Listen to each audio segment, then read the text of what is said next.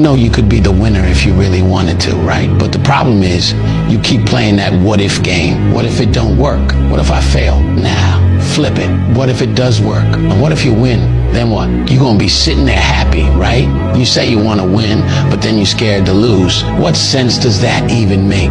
Look, you can't talk about wanting to win and then be scared of the risk. That's not how this works. If you lock in, keep your head down and stay focused on the vision, how could you not win? The only thing that's gonna make you lose is your own mindset, and that's all on you. Your biggest enemy ain't out there, it's in your head. So if you wanna win, you gotta get out of your own way. And here's the truth.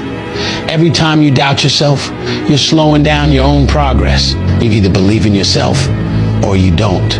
There's no in between. If you keep second guessing everything, you're already losing.